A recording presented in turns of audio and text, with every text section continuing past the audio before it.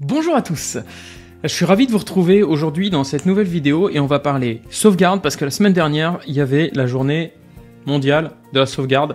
En tout cas c'est une journée où on vous dit bah voilà, faites vos backups et surtout faites attention à vos données, vous pouvez les paumer. Et c'est dans ce cadre là que j'ai voulu aujourd'hui faire cette vidéo à propos de plusieurs façons de sauvegarder ces données, mais surtout de garder le contrôle sur ces données, premièrement. Et deuxièmement, de ne pas lâcher une thune de dingue dans des clouds qui peuvent vite coûter très cher quand on a beaucoup de données. La première méthode qui nous vient à l'esprit, c'est bien sûr d'aller sur des clouds de type Dropbox, OneDrive, et ainsi de suite. Ça, c'est très bien, mais au bout d'un moment, ça finit par coûter cher quand on sort des aspects, voilà, les 10 gigas gratuits, et ainsi de suite, et encore quand ça se fait encore.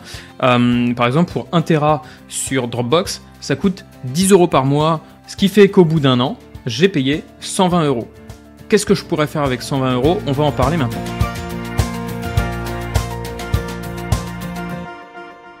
Les autres possibilités qui existent, c'est les possibilités qui sont au sein de votre système d'exploitation, que ce soit Windows, Mac, Linux.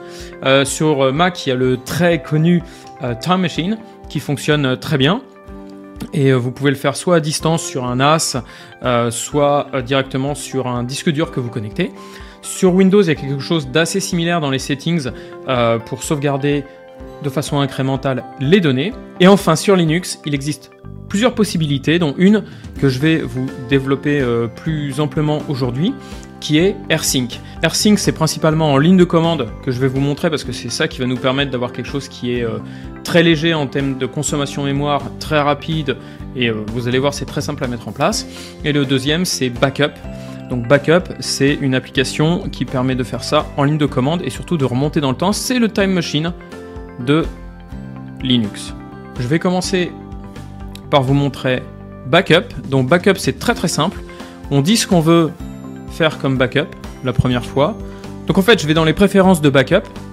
Je vais dans Fichier. Je dis qu'est-ce que je veux sauvegarder. Moi, c'est toujours la même chose. C'est ma Shasta Cloudbox dans laquelle il y a toutes mes données que j'ai envie de les sauvegarder. J'ignore Trash et Downloads. Bon, ça, j'en ai pas besoin, mais si par exemple j'ai envie de sauvegarder tout mon home, c'est facile. Et une fois que j'ai fait ça, je dis où est-ce que je veux aller le poser. Donc moi, c'est dans le USB disk qui est au sein du framework laptop. Et quel est le folder, quel est le dossier au sein de ce storage location, donc dans mon cas, le disque USB. Et après, combien de temps je vais conserver ce backup? Pour moi, j'ai mis au moins 3 mois. Et si j'ai plus assez de place, c'est effacé avant, c'est très similaire à Time Machine et c'est automatique. Vous allez voir, c'est le prochain est dans 4 jours, donc ça se fait automatiquement. Voilà le premier outil très simple qui peut être fait vraiment facilement, et vous pouvez aussi faire ça à distance sur un NAS, sur un disque dur en réseau. Néanmoins, quand je vais dans mon système de fichiers, vous pouvez le voir, ça ressemble à ça en fait. Et c'est pas très lisible, il faut que j'aille en fait dans l'interface de backup pour pouvoir savoir qu'est-ce que je veux remettre dans ma Shasta Cloudbox, un peu plus haut.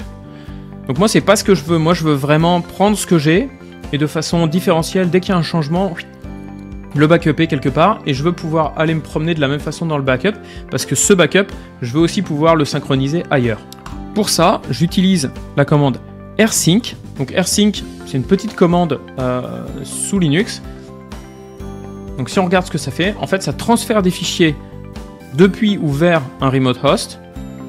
Et ça peut soit transférer un fichier, plusieurs fichiers qui ont des patterns prédéfinis. Donc moi, qu'est-ce que je vais faire? En fait, moi, ça va être très simple. J'ai un NAS, comme vous le savez, je vous l'avais présenté dans une de mes vidéos précédentes, et je vais juste lancer la synchro de mon NAS via une commande. Et ce que vous allez voir, c'est très simple. Donc voilà la commande. Voilà le NAS sur le réseau local. Voilà le dossier dans lequel ça doit aller déposer tout le contenu de ce dossier-là.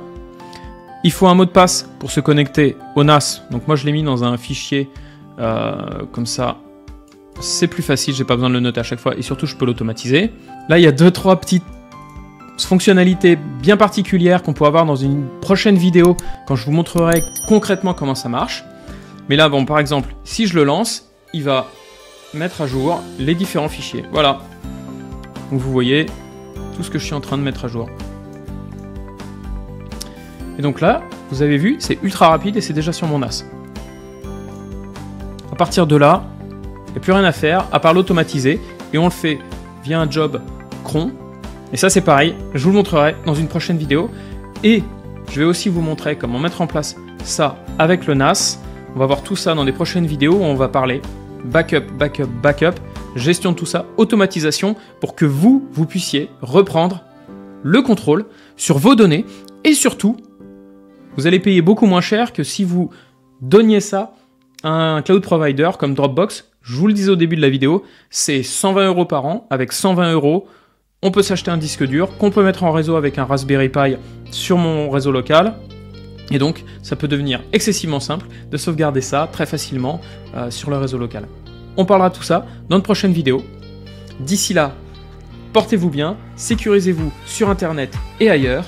Et on se retrouve très bientôt pour de prochaines vidéos. Allez, ciao ciao, à bientôt.